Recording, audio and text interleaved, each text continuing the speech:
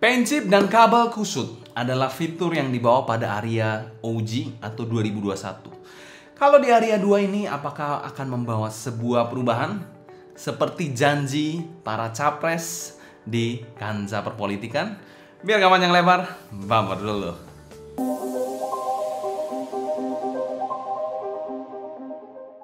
Halo semua, selamat datang channel Sound Dikti bersama dengan saya Sebastian yang seperti biasa akan sharing info dan racun mengenai dunia personal audio, baik itu di portable ataupun desktop audio. 2 tahun berselang sejak kemunculan Aria OG, walaupun ada Aria Snow juga sih sebagai selingannya. Kali ini ada penerus langsung dari Aria 2021, yaitu Aria 2. Di mana Aria 2 ini dipersenjatai dengan single dynamic driver yang sudah dipaten oleh Moondrop sendiri. Selain itu ada beberapa fitur yang ditambahkan di dalam in-ear monitor satu ini, yaitu adalah pressure fan yang ditambahkan di in-ear monitor satu ini dan detachable nozzle. Jadi kalian bisa membersihkan nozzle-nya kalau memang tersumbat. Itu sebuah fitur yang mungkin sederhana tapi useful banget menurut saya. Dan ada satu fitur yang paling saya demen, yaitu jack-nya sudah modular. Dimana jack-nya kalian diberikan 2 pilihan, single-ended dan 4,4 balance. Untuk kabelnya sendiri sudah dual pin 0,78 mm yang tentu saja sudah detachable dan universal. Jadi kalau kalian yang mempunyai banyak koleksi kabel dual pin, kalian bisa mengganti-ganti kabel kalian di in-ear monitor satu ini. Dan kita mau thanks berat untuk Shenzhen Audio yang menjadi sponsor untuk video review kali ini. Link pembelian saya taruh di kolom deskripsi di bawah, kalian bisa cek aja langsung. Dan 100% review ini adalah opini pribadi saya. Selain kita bahas packaging dari in-ear monitor satu ini, untuk sensasi unboxing yang pernah kita bahas pada video terbisa, kalian bisa cek aja di link di atas. Dan secara kelengkapan, in-ear monitor satu ini bisa dikategorikan cukup lengkap untuk kelas harganya ya. Dia berikan case juga seperti ini case baru yang menurut saya juga memang lebih besar daripada case warna hitam yang di Aria OG itu. Tapi ini lebih leluasa lah in-ear monitornya. Kalau di OG itu rasanya terlalu sempit aja untuk case-nya. Sama halnya seperti Aria Snow sih. Sensasi unboxingnya pun menurut saya oke di Aria 2 ini. Dan memberikan sensasi yang menarik seperti halnya in-ear monitor Moondrop lainnya. Dan secara umum kalau memberikan skor A solid untuk packaging dari in-ear monitor satu ini, secara kelengkapan super banget. Dia diberikan kabel yang tentu saja sudah detachable jack ya, itu very nice, dan detachable 2 pin juga pastinya sih. Overall nice experience dari Moondrop Aria 2 untuk packagingnya. Selanjutnya kita bahas build quality dari in-ear monitor satu ini. Build sendiri dari in-ear monitor satu ini dia berbahan metal, mungkin mirip seperti Aria 2021 bahannya, dan terasa cukup solid in-ear monitor satu ini. Terdapat 2 fan hole, satu dekat sini yang untuk pressure fan-nya dan satu lagi di sini, dan tidak ada marking tertulis sama sekali di bagian dalam housing-nya. Untuk nozzle-nya sendiri berbahan metal sama seperti housing-nya, kalian bisa lihat di sini, dan ini detachable nozzle, jadi bisa diganti-ganti, dibuka kalau kotor sebenarnya, tapi bukan untuk fitur tuning ya. Untuk nozzle-nya sendiri agak sedikit melengkung ya, kalian bisa lihat agak sedikit melengkung dengan diameter mungkin sekitar 5 mm. Coba kita ukur sama-sama.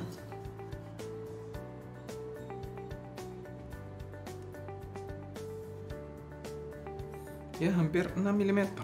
Oke, 5,9 sekian lah, 5,8, anggap aja plus minus 0,1, jadi ya sekitar segituan. Dan sudah ada filternya juga seperti ini. Nozzle-nya sendiri memang tidak terlalu panjang banget dan sudah ada lipsnya seperti ini juga. Kalau kita bilang bagian faceplate-nya ini memiliki desain yang cukup unik, desain polka dot seperti ini ya, kalian bisa lihat di situ, dan ada sebuah lingkaran kecil, entah itu fan atau hanya aksen desain doang. Seperti halnya Starfield 2 juga punya untuk lubang seperti ini. Stellaris juga punya, kalau saya tidak salah ingat juga ada lubang seperti ini. Entah ini fan atau hanya faktor desain aja. Mungkin kalau kalian yang tahu bisa tulis di kolom komentar di bawah ya. Faceplate-nya sendiri menggunakan finishing matte ya kali ini, dan lebih tahan rasanya dibandingkan Aria 2021 yang sunburst gitu teksturnya. Di sini nggak matte aja seperti ini untuk catnya. Simple look aja sih sebenarnya untuk faceplate-nya. Tekstur housing-nya dari faceplate-nya ini juga agak sedikit melengkung seperti ini, tapi masih bisa dikategorikan datar sih untuk faceplate-nya. Untuk kabelnya sendiri sudah dual pin 0,78 mm yang universal, dan ada air hook yang prefoam seperti ini. Untuk kabelnya sendiri kalian bisa lihat di sini berwarna abu-abu ya, dan bisa terlihat serat-seratnya seperti ini. Pretty nice, pretty good looking ini ya untuk kabelnya. dengan bahan SPC lead structure. Kalau kita turun lagi, ini chin slider dan splitternya berbahan metal, pretty nice juga di sini. Di bagian bawahnya ini 4 braid ya, braided 4 wire seperti ini, dan cukup tebal walaupun sedikit kaku menurut saya. Untuk jacknya sendiri adalah jack straight plug 3,5 mm dan bisa diganti-ganti. Caranya ini kalian putar aja di sini ya. Di sini nanti kalian bisa cabut untuk jacknya. Jadi penguncinya itu ini, kalian harus buka dulu untuk bisa mengganti-ganti jacknya. Jadi di paket bawaan inner monitornya juga diberikan 4,4. Jadi kalian kalau ada player 4,4 mungkin kalian mau ganti bisa. Itu pretty nice move dari Moondrop. Untuk build quality yang kami berikan skor A solid juga. Housingnya menurut saya bahannya mantul ya. Mantap betul. Lalu kalau kita bilang kabelnya sudah detachable dan juga detachable untuk bagian jacknya. Jadi bisa kalian ganti terminasinya 35 ataupun 44. Itu sebuah nice move banget untuk membuka pasar, membuka mata dari brand-brand lain untuk dapat memberikan jack yang ya harusnya ya bisa detachable sih. Jacknya bisa 35, 25, dan 44 itu ya keharusan lah. Oke, selanjutnya kita bahas fitting dari Moondrop Aria 2 ini. Untuk housingnya sendiri, Aria 2 ini bisa dikategorikan housingnya ya sedang aja. Mirip-mirip seperti Aria Snow, Aria OG, ya mirip-mirip seperti ini sih untuk housingnya. Untuk bentuknya sendiri memang bukan yang terergonomis menurut saya. Walaupun begitu, walaupun nggak terergonomis banget nih ya. Tapi dia tidak ada sudut-sudut tajam ataupun fin yang aneh-aneh di inner monitor satu ini. Tergolong juga inner monitor satu ini cukup berbobot untuk housing dan kabelnya, tapi masih manageable dan menurut saya nggak akan terlalu bermasalah untuk sebagian besar orang. Bukan yang sampai ranah yang super berat banget dan mengganggu gitu, enggak.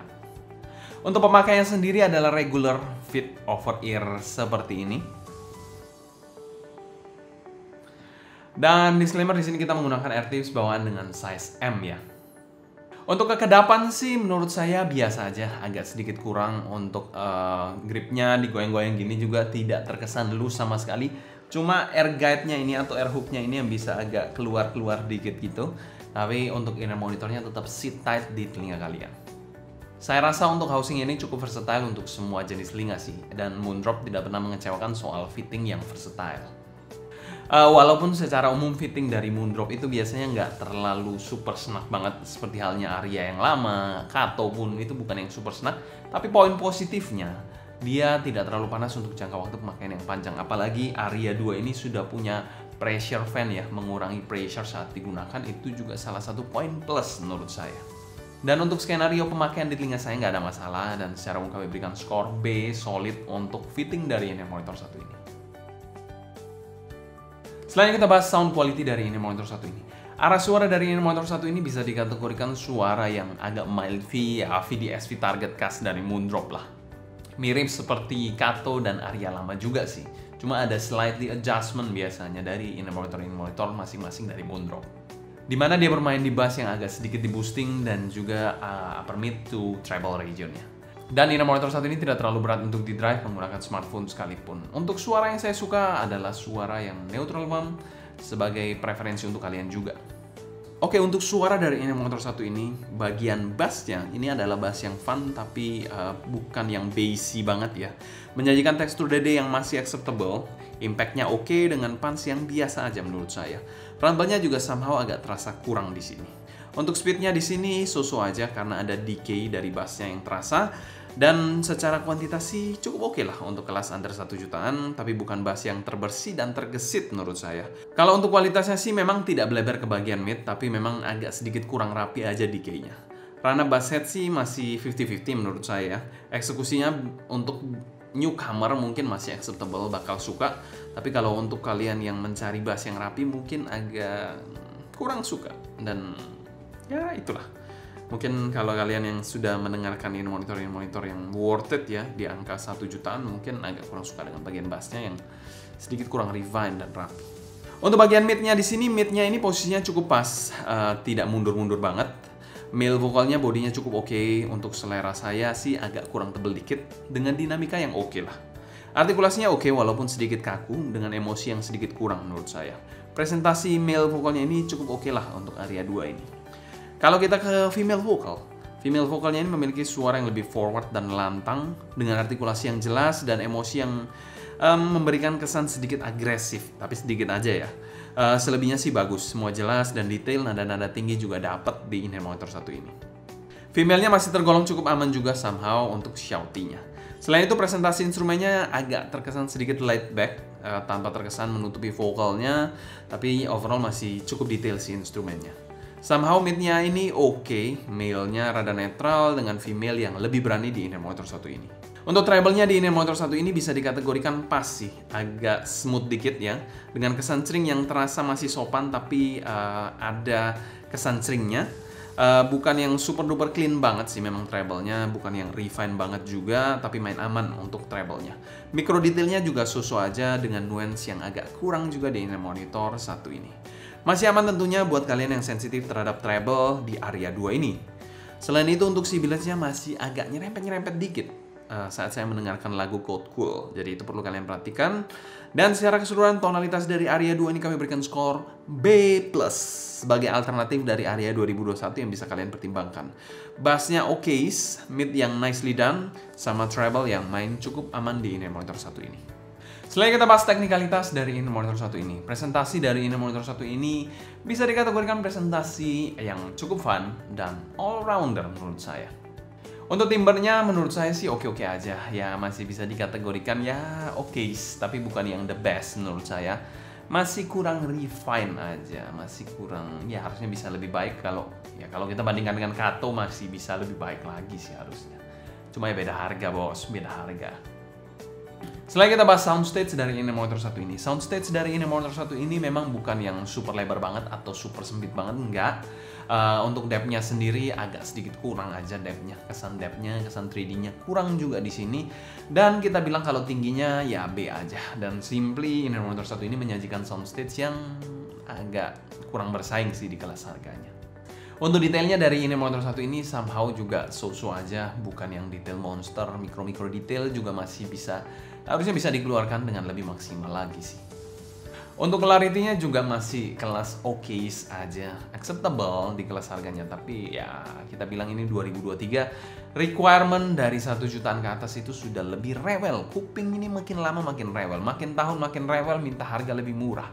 Itu. Separasi imaging dan positioning. Separasinya ini bisa dikategorikan separasi yang not bad untuk kelas harganya. Lalu kalau kita bilang imagingnya ini ada di middle row ya, tapi ya kurang layering yang bagus dari in-ear monitor satu ini.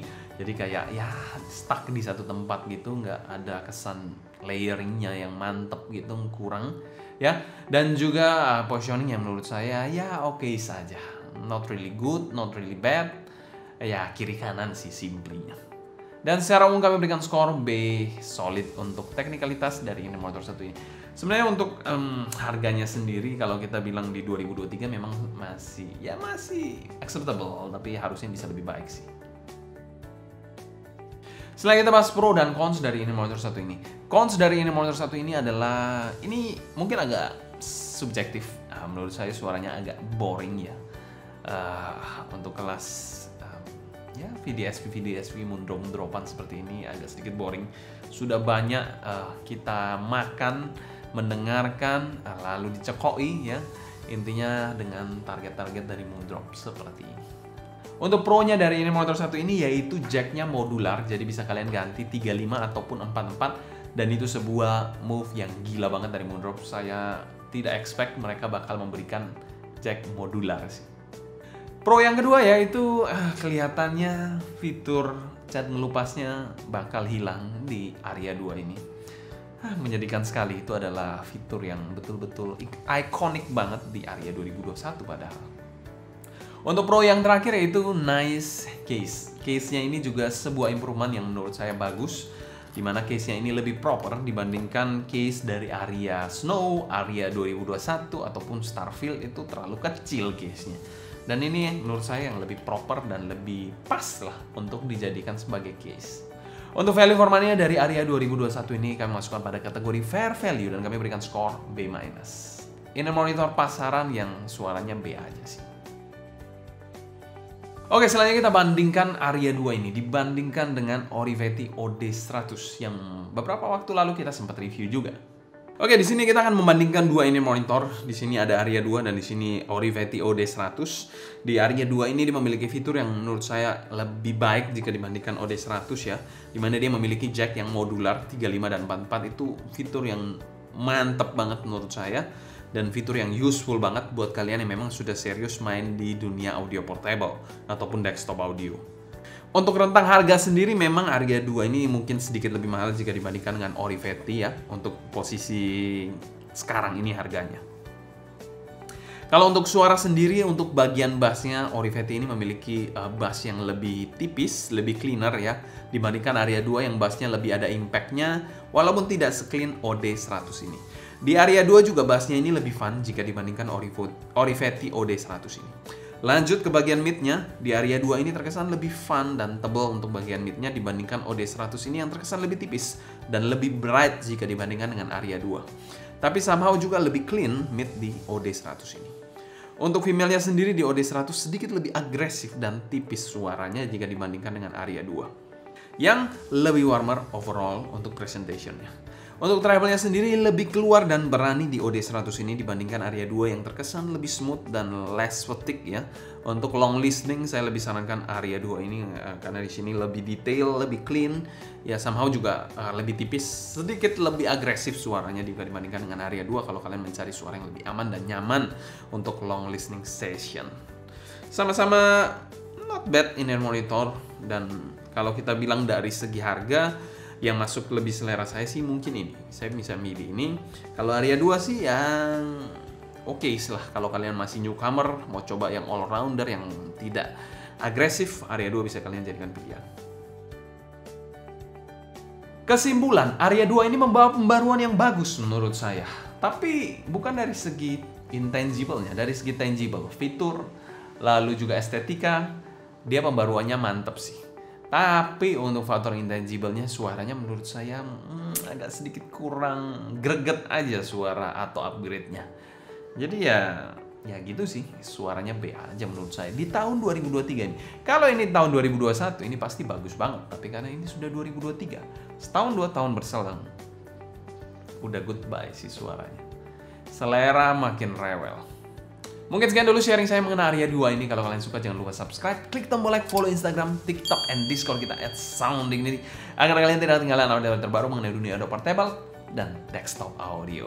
Kalau kalian ada pertanyaan seputar Aria 2 ini, feel free tulis pertanyaan kalian di kolom komentar di bawah. Mungkin sekian dulu untuk video kali ini. Saya Sebastian dari Sounding ini pamit undur diri, sampai jumpa di video berikutnya. Happy listening, stay healthy and ciao.